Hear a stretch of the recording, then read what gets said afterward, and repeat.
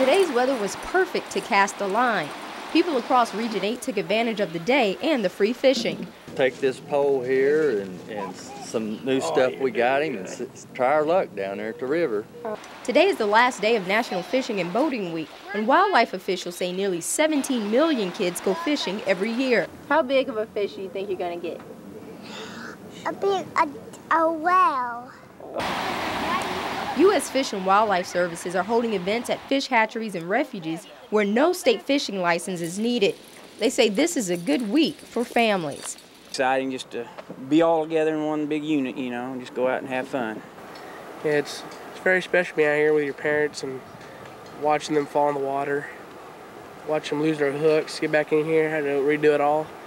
It's quite fun to watch. Photographer Daniel Westerhold and I tried our hand at fishing today, and I must say it is a relaxing sport. Families say it's a good way to spend quality time, and with $3 billion spent in the industry every year, it's also a boost for the economy. Came down here, we bought a lot of fishing and hooks and sinkers and all, and we lost them all. It sounds like fishing and spending go hand in hand. In 2001, anglers 16 and older spent $35 billion to fish. They say the money they spend isn't a big deal. They fish because they love the sport. I'm DeShanta Bullock with photographer Daniel Westerhold in Mammoth Spring, K8 News.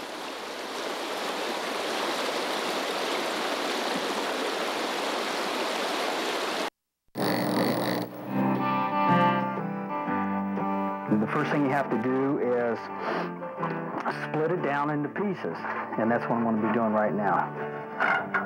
That sounds good. There we go. I had a lot of recognition throughout the country, and so I must be doing something right here. I've had rods sold all over the country. People that have seen my work at Tamarack, I've been called from as far away as Oregon State.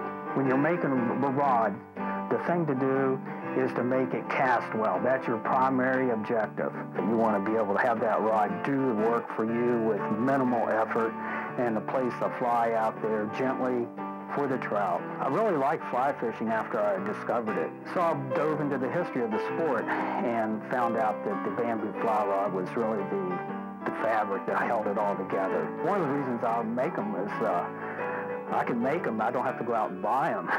You know, you can feel it. It's definitely a feeling sport. You're out there and you're casting that line, you know, once you get in sync with it, you know. And I think that's what the attraction is. It's not time to go out and be competitive or anything on the stream. You go out to get away and to enjoy yourself.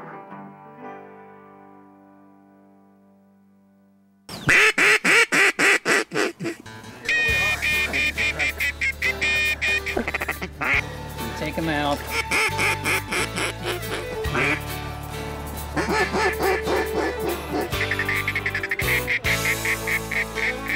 Right off the beaten path and just outside of Stuttgart is a place called Big Ditch. It's the place where on an unseasonably warm day, I learned how to duck hunt. First up, a lesson from a pro. First, you're gonna need this. Okay, and this is a Duck call. see, I told you I was a novice. Okay, this is a duck call. You're just gonna put it up to your lips, just about like this. Okay. You're gonna shape your hand about like that. Mm-hmm. And you're gonna say hut. Hut. Blow into it. Harder. There we go, okay. Really? That sounded awful to me. Next up, Matt dressed me in camo. You got your gloves. I'm not gonna be able to walk. But this is the face mask. See? It's a shame to do this to a face like yours, but in order to get the ducks. I have to wear it? Well, at least for this setup, you do. So you got, come on, I'll put the hat, Okay. and then right over. I know it kind of itches at first. Okay. You're trying to make me look like a fool. Well, no, and then you get this thing right here. This is a little metal strap. This is gonna work, really, it will. Is it on correctly? No. This right here, this is a little metal and it goes over your nose and you bend it like that. There you go. Uh-huh. See, and then you put the hat on. This is so funny. And then we hopped on the four-wheeler. Yeah, start with the other. Well, you know, you can do that foot too. Okay. It's cooler with the other foot. Cool. Okay, now what? This is the Suzuki King Quad 4-wheel drive ATV. 700 cc's of pure raw power. All right. All right. So you got to be extremely careful. Okay, where's the brake? Yeah! After wandering aimlessly, finally, 3 tries later, I got the hang of it. And then, with Rocky as our guide, we were off to the duck blind. Now you're ready to go. Now you want to put it hard on your shoulder. Mm-hmm. Okay. And then push the safety off. I'm just gonna shoot. You're gonna shoot. Yeah. Careful. Yeah, you're gonna have to shoot. Okay, push the safety button in. Okay, now. Oh, is it gonna come back? You have to look down there. Okay, and hold it firmly. You know it's gonna kick a little bit. It's not gonna come hit me in the eye though. No. If you hang on tight, hang on tight. You ready? I'm nervous. Whoa! That frightened me. I'm such a girl. Rocky. Wow. There's so much power. So after getting over the shock of shooting the gun, that's pretty much how the rest of the afternoon went. More duck calls. Draw it out.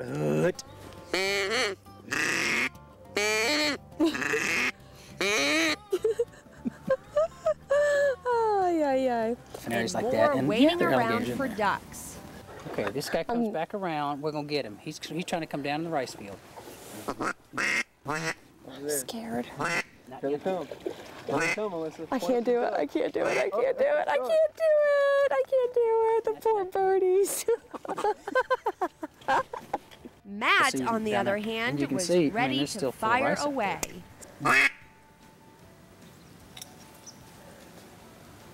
It'll turn once it.